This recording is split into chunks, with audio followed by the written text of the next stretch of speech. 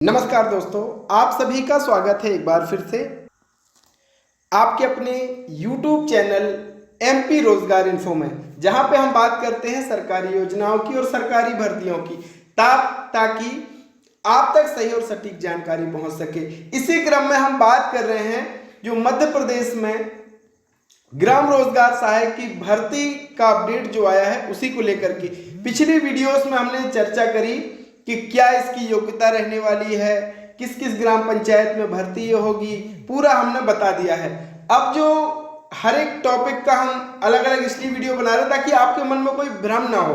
तो आज की इस वीडियो में हम चर्चा करेंगे कि ग्राम पंचायत में जो ग्राम रोजगार सहायक की भर्ती होगी उसकी चयन प्रक्रिया क्या है, पूरी जानकारी आदेश के साथ आज हम आपको शेयर करने वाले हैं। और एक छोटा सा रिक्वेस्ट आपसे पुनः कि अगर आपने अभी तक हमारे चैनल को सब्सक्राइब नहीं किया है तो दाहिनी तरफ ये सब्सक्राइब का बटन है, फटाफट दबा दीजिए, एक लाइक जरूर कर दीजिए क्योंकि बहुत मेहनत से हम आपके लिए वीडियो लेकर के आते हैं और आपके एक लाइक से हमें बहुत ही उत्साह मिलता है कि हाँ, कहीं ना कहीं हम जो कंटेंट लेकर आ रहे हैं उससे हमारे भाई बहनों को फायदा है। तो चलिए बिना विलंब किए हम आगे बढ़ते हैं और ये पुराना आदेश मैं दिखा देता हूँ। 1/11/2022 का ये जो अभी आया है और इसमें स्पष्ट रूप से लिखा गया है कि ग्राम रोजगार सहायक की नियुक्ति के संबंध में पूर्व में जारी निर्देशों का पालन करना अनिवार्य होगा। यानी जो निर्देश हैं वो वही रहेंगे और वो निर्देश कब के होंगे, 2/6/2012 का जो निर्देश है वही इस पे काम आएगा। ये आप देखिए स्पष्ट रूप से लिखा हुआ है, ये पहले आप देख लीजिए। ग्राम रोजगार सहायक की नियुक्ति के संबंध में पूर्व में जारी निर्देशों का पालन करना अनिवार्य होगा। ये चूंकि 1/11/2022 के आदेश में है। अब हम निकालते हैं पुराना आदेश। तो ये है दोस्तों पुराना आदेश, यहां आप देख लीजिए 2/6/2012 का ये आदेश है। इसको हम नीचे सबसे लाते जाते हैं और आज हम चर्चा करने वाले हैं दोस्तों ये 34 पेज का ये जो आदेश है। इसमें सबसे महत्वपूर्ण जो प्रक्रिया है वो है चयन प्रक्रिया, कि किस तरीके से चयन होने वाला है वो बहुत महत्वपूर्ण है। तो इसमें हम करेंगे चर्चा चयन प्रक्रिया की। तो ग्राम रोजगार सहायक की नियुक्ति जिला कार्यक्रम समन्वयक के नेतृत्व में कार्यक्रम अधिकारी के सहयोग से ग्राम पंचायतों द्वारा की जाएगी। दूसरा, ग्राम जिला कार्यक्रम समन्वयक द्वारा ग्राम रोजगार सहायक के पदों की पूर्ति हेतु एक समयबद्ध कार्यक्रम प्रसारित किया जाएगा जिससे स्थानीय समाचार पत्र में प्रकाशित किया जाएगा व इसी कार्यक्रम अनुसार रोजगार सहायक की नियुक्ति से संबंधित ग्राम समस्त प्रक्रिया संचालित होगी। यानी प्रक्रिया से पहले एक विधिवत आवेदन आमंत्रित किए जाएंगे और उसकी सूचना भी दी जाएगी कि लोग फॉर्म जमा कर सकते हैं एक निश्चित अवधि तक।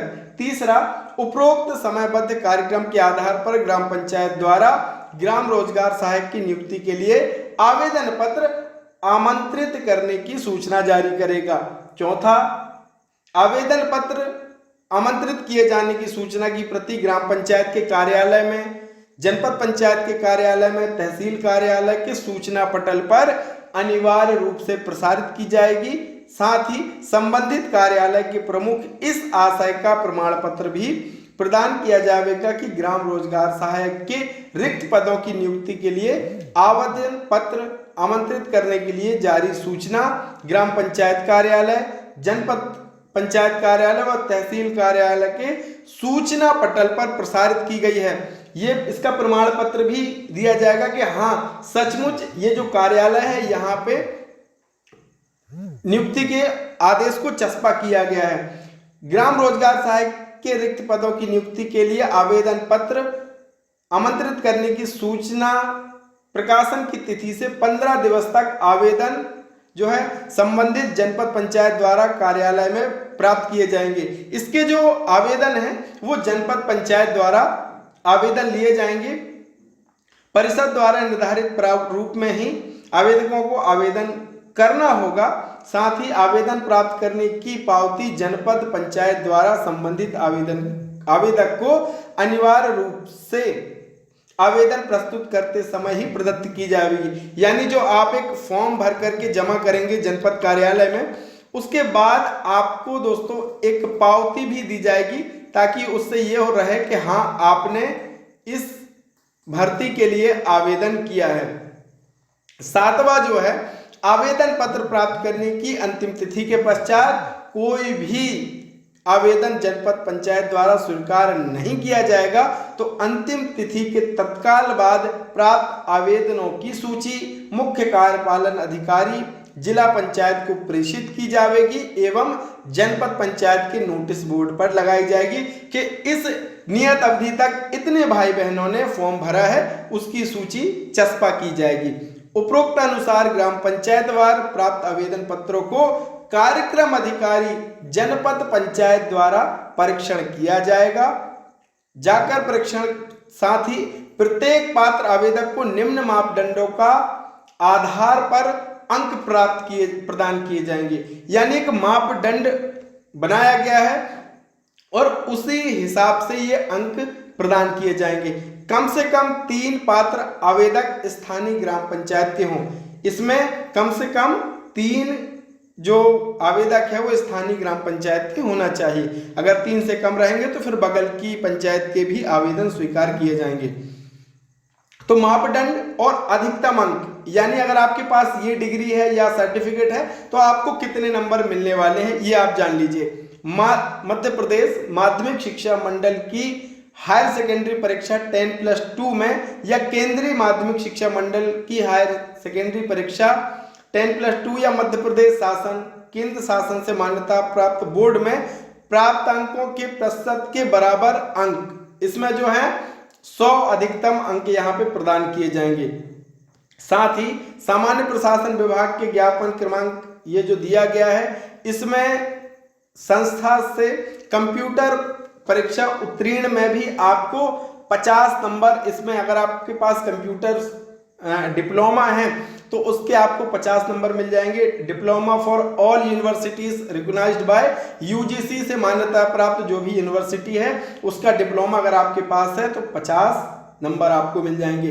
इसी तरीके से औद्योगिक प्रशिक्षण संस्था यानी ITI द्वारा रोजगारमुखी व्यावसायिक प्रशिक्षण योजना अंतर्गत accountancy, computer application, data entry operator, architect या असिस्टेंट में 6 माह का कोर्स अगर आपने किया है या प्रशिक्षण प्राप्त किया है तो वो भी इसमें मान्य हो जाएगा और इसके आपको 50 नंबर मिलेंगे। राष्ट्रीय ग्रामीण रोजगार गारंटी के अंतर्गत संविदा पर न्यूनतम 1 वित्तीय वर्ष का कार्य अनुभव अथवा DIDC से मेड प्रशिक्षण अगर प्राप्त है तो 10 नंबर इसके मिल जाएंगे आपको।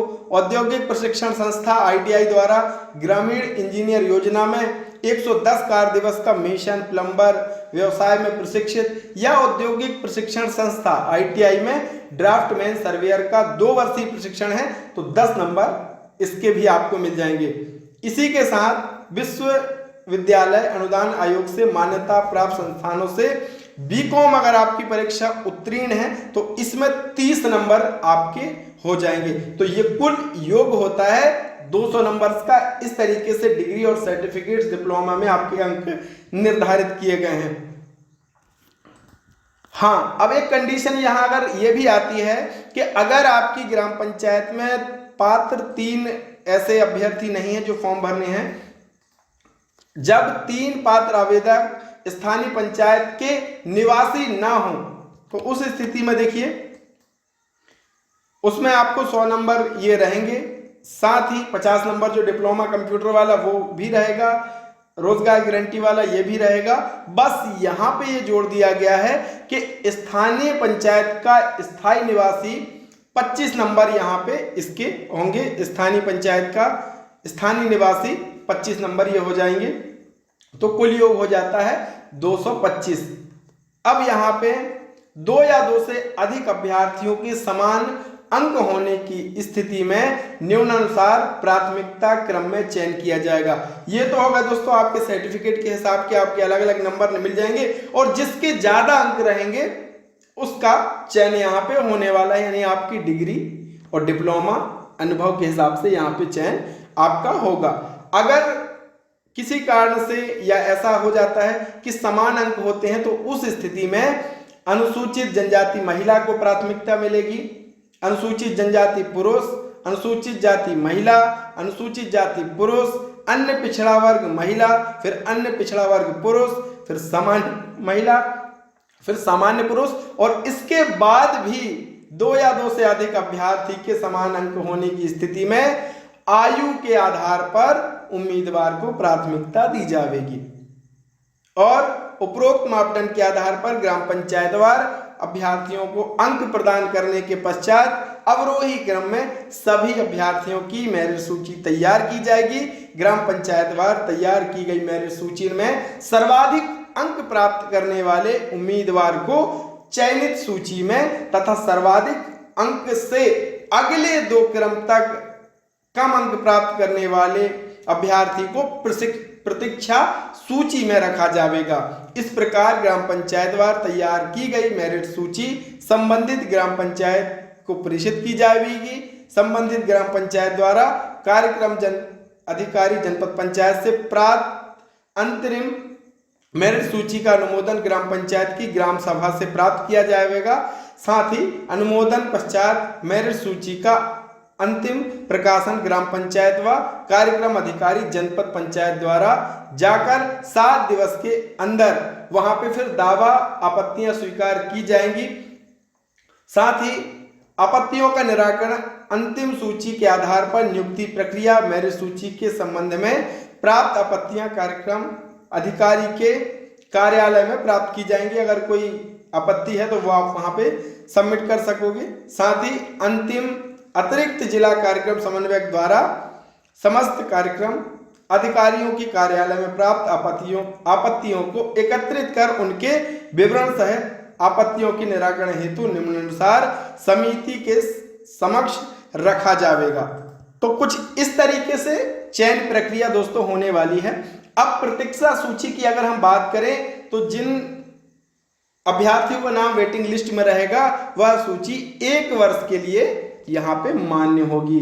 तो आशा करते हैं आपको पूरा समझ आ गया होगा कि किस तरीके से चयन होगा अंकों के हिसाब से और अलग अलग अंक यहाँ पे निर्धारित किए गए हैं। तो अगली वीडियो में क्या अगर आपके मन में कोई सवाल हो, कोई आपके मन में प्रश्न कोई उठ रहा हो तो कमेंट में लिख देना, उसका जवाब हम जरूर आपको शेयर करेंगे। तो बहुत बहुत धन्यवाद दोस्तों, एक लाइक जरूर कर देना, चैनल पे नए हैं तो चैनल को सब्सक्राइब कर लेना। बहुत बहुत धन्यवाद।